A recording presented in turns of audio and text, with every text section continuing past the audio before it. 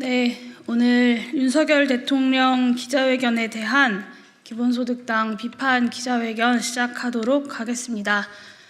저는 기본소득당 대표 용혜인입니다. 탄핵합시다. 그리고 나라를 살립시다. 대국민 기자회견이 아니라 대국민 시간 낭비였습니다. 아무것도 없었습니다. 오늘 아침부터 수많은 국민들이 마음 졸이며 윤석열 대통령의 기자회견을 지켜봤습니다. 윤석열 김건희 부부가 일으킨 국정 파탄과 수많은 의혹에 혹여나 마음을 고쳐먹고 진솔한 사과와 국정 쇄신의 자세를 보여줄 것인가 하는 일말의 기대를 할 수밖에 없었기 때문입니다. 그러나 정말 아무것도 없었습니다. 변명하지 않겠다라면서 고개 숙이고 시작한 윤석열 대통령은 늘 그랬던 것처럼 전 정부 탓이다, 대내외 여건 탓이다, 야당 탓이라는 장황한 변명만 늘어놓았습니다. 김건희 여사가 연루된 주가 조작, 처가 비위, 공천 개입, 국정농단은 그저 제 아내가 순진한 면이 있다라는 말로 축소되었습니다. 아내가 사과 좀 제대로 하라고 했다며 국민의 대표자인 대통령이 국민께 직접 사과해야 할 당사자인 김건희 여사에게 떠밀리듯 대신 나온 자리임을 자백했습니다. 무제한 끝장 기자회견은 윤석열 대통령이 점심 챙겨 먹어야 할 시간에 허망하게 끝나버렸습니다. 도대체 왜 했는지 알 수 없는 2시간 반 남짓의 기자회견 끝에 국민의 좌절만이 남았습니다.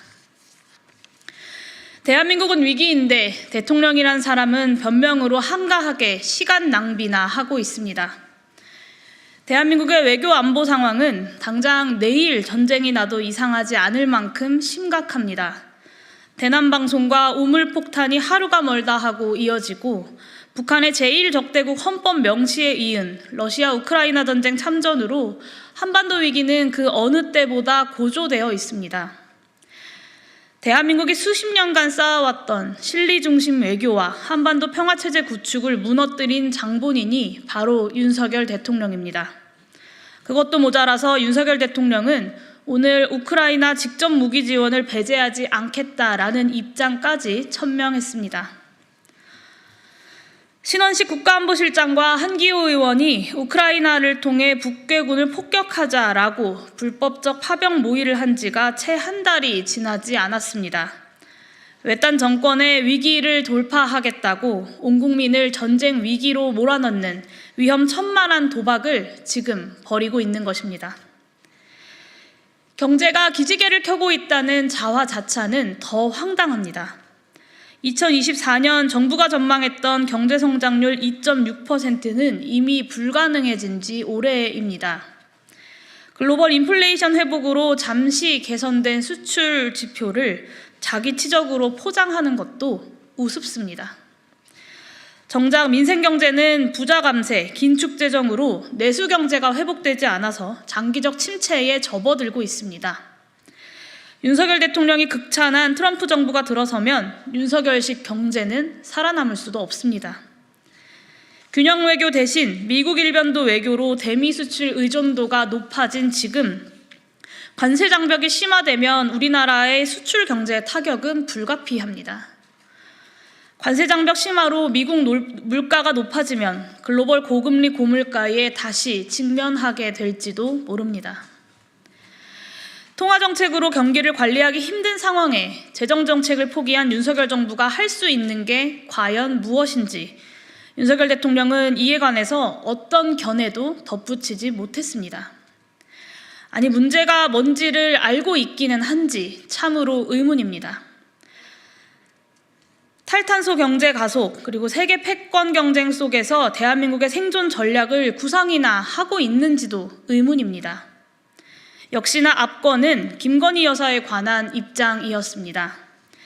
박근혜 씨 특검을 했던 대통령이 심지어 공천 개입에 대해서는 8년이나 구형했었던 검사 윤석열이 아내 그리고 자신의 권력을 지키기 위해 특검이 위헌이라고 주장하는 꼴은 눈물겨울 지경이었습니다. 검사로서 평생의 소신 그리고 대통령으로서의 책무보다 아내를 지키는 것이 더욱 우선이었던 것입니다. 앞으로 부부싸움 많이 하겠다. 오늘 김건희 여사를 둘러싼 여러 해법에 관한 질문에 대통령이 국민에게 내놓은 대답입니다. 국정을 그저 자신과 자기 집안의 일 정도로 치부하는 권력의 사유화가 어느 정도인지를 짐작케 하는 대통령의 처참한 인식을 국민은 또다시 목도해야만 했습니다. 심지어 자신과 김건희 여사를 향한 수사를 인권 유린까지 운운하면서 부당하다고 항변했습니다. 정적인 야당 지도자에 대한 정치검찰의 무도한 수사 기소가 2년 가까이 뉴스를 뒤덮고 있습니다. 정치검찰의 무리한 불기소 처분이 국민의 공분을 자아내고 있습니다. 이런 시국에 김건희 여사에 대한 인권 유린을 막겠다는 게 도대체 무슨 말입니까? 오히려 기소 한번 제대로 되지 않고 참고인으로 황제 조사를 받았던 김건희 여사에게 인권 유린을 운운하는 것이 과연 가당키나 합니까? 윤석열식 공정과 상식이 무엇인지 명확해지는 순간이었습니다. 법률가 출신이라는 사람이 일사부재리 원칙을 자기 편한 대로만 왜곡해서 말하는 것도 참으로 가관입니다.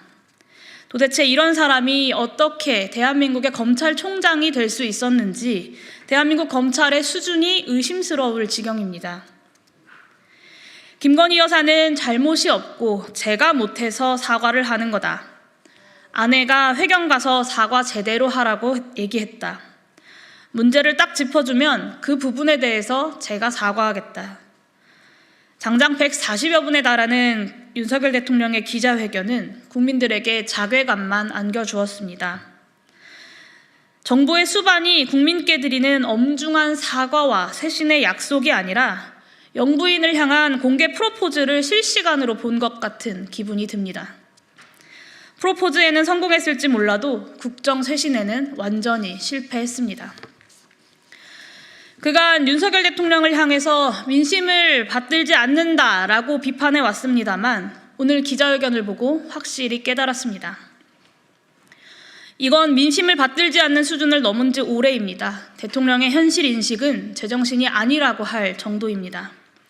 국정의 무게를 모르고 혼자만의 세상에서 자기 듣고 싶은 대로 자기 하고 싶은 말만 하는 윤석열 대통령에게 민심을 받들어라 라고 하는 요구 자체가 헛됩니다. 지지율이 더 내려갈 곳 없이 치닫고 있는데도 전광판 안 보고 공만 치겠다라고 합니다. 여전히 내가 옳고 국민이 틀렸다. 나는 하던 대로 할 테니 소모적인 갈등 만들지 말아라. 오히려 국민들을 꾸짖고 다그치고 있습니다. 이렇게 무자격하고 무도하고 무지하고 무책임한 대통령은 본 적이 없습니다. 윤석열을 대한민국 대통령으로 만들고자 분골쇄신했던 이준석 전 국민의힘 대표를 비롯한 여당 의원들에게 무의미한 일이라는 것을 알면서도 따져 묻고 싶은 지경입니다. 이런 사람을 도대체 어떻게 대통령 후보로 추천했단 말입니까?